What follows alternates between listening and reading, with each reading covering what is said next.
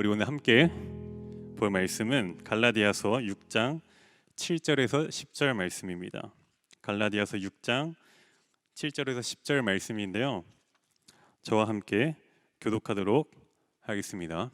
하나님의 말씀입니다. 스스로 속이지 말라.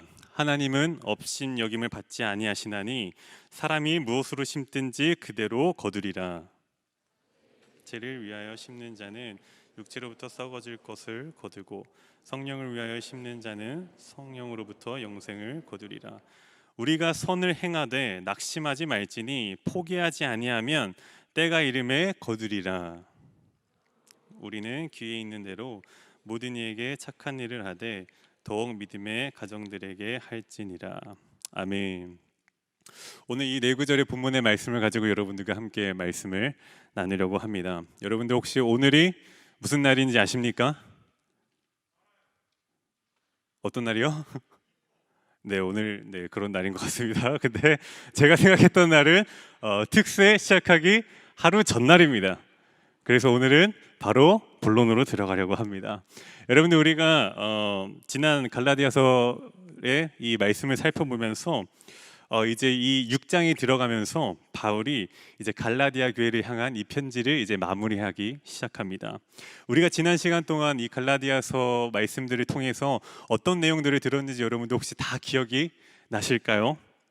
기억이 나시지 않으실 수 있다라는 전제하에 제가 준비했습니다. 우리 먼저 갈라디아서 2장 16절 말씀을 좀 살펴보기를 원하는데요. 제가 읽도록 하겠습니다. 2장 16절 말씀입니다. 갈라디아서 제가 읽겠습니다. 사람이 의롭게 되는 것은 율법의 행위로 말미암음이 아니요 오직 예수 그리스도를 믿음으로 말미암는 줄 알므로 우리도 그리스도 예수를 믿나니 이는 우리가 율법의 행위로서가 아니고 그리스도를 믿음으로써 의롭다함을 얻으려 함이라. 율법의 행위로서는 의롭다함을 얻을 육체가 없느니라. 여러분들 이 말씀이 혹시 기억이 나실지 모르겠어요. 율법의 행위가 아니라 그리스도를 믿음으로 의롭다함을 얻는다고 바울은 얘기합니다. 그리고 이 말씀 구절 마지막에 뭐라고 나왔는지 혹시 기억나실까요? 율법의 행위로서 의롭다함을 얻을 육체가 없느니라 라고 바울이 얘기했습니다. 그럼 우리가 3장 2절에서 3절 말씀을 또 함께 살펴보기 원하는데요. 제가 읽도록 하겠습니다. 내가 너희에게서 다만 이것을 알려 하노니 너희가 성령을 받은 것이 율법의 행위로냐 혹은 듣고 믿음으로냐 너희가 이같이 어리석으나 성령으로 시작하였다가 이제는 육체로 마치겠느냐. 여기서 바울이 얘기하는 것은 갈라디아 교회가 성령을 경험하게 됐던 그 이유는 그들의 어떤 율법적 행위로서가 아니라 그들이 믿음으로 나아갔기 때문에 성령이 임하셨다고 얘기합니다. 그러면서 이 구절에서도 바울은 마지막에서 뭐라고 얘기했죠? 육체로 마치겠느냐, 성령으로 시작하였는데 육체로 마치겠느냐 라고 육체에 대해서 한 번 더 얘기하고 있습니다. 이런 행위를 강조하는 변질된 복음, 육체의 일에 현혹되지 말고 오직 믿음으로 예수 그리스도가 이루신 구원을 믿고 그가 보내신 성령의 이끄는 삶을 살라고 바울은 계속해서 이 갈라디아서 안에서 반복해서 얘기하고 있습니다. 그러면 여러분들 육체의 일은 무엇일까요? 지난주에 김봉미 전도사님께서 잘 얘기해 주셨죠. 육체의 일이란 음행과 더러운 것과 호색과 우상 숭배와 주술과 원수 맺는 것과 분쟁과 시기와 분냄과 당짓는 것과 분열함과 이단과 투기와 술 취함과 방탕함이라고 얘기합니다. 우리가 뭐 다 흔히 다 이해할 수 있는 영역들이죠. 그렇다면 그와 반대에 있는 성령의 열매는 무엇이라고 얘기했었죠, 지난주에? 성령의 열매는 사랑과 희락과 화평과 오래 참음과 자비와 양성과 충성과 온유와 절제라고 얘기하였습니다.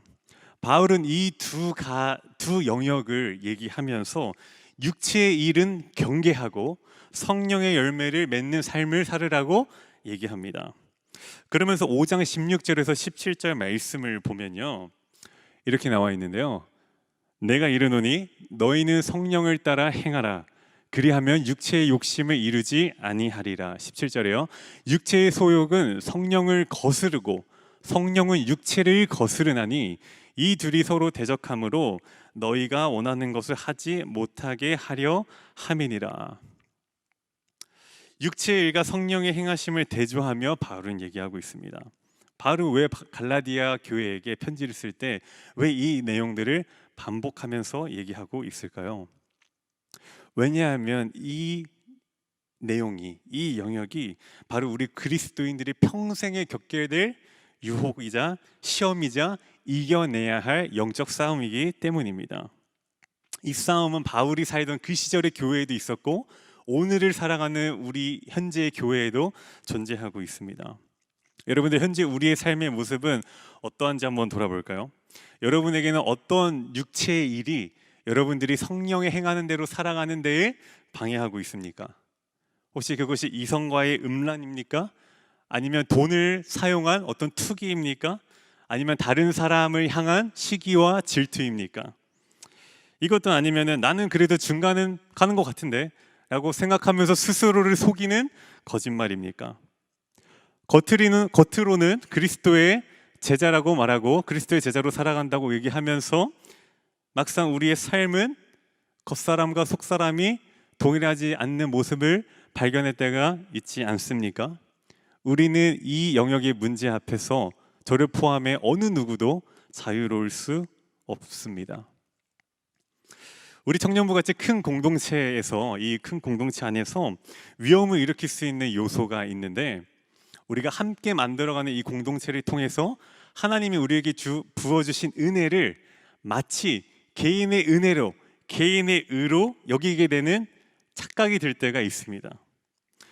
청년부가 오랜 시간 동안 지나오면서 청년부 안에 많은 사람들이 들어오고 또 많은 사람들이 나가면서 또 우리의 신앙의 선배들이 심겨놓았던 성령의 열매의 그 씨앗들이 오늘 우리가 그 열매를 맺을 때에 마치 나의 노력과 나의 수고로 그 열매를 맺었다고 착각하고 은밀하게 생각할 때가 있습니다.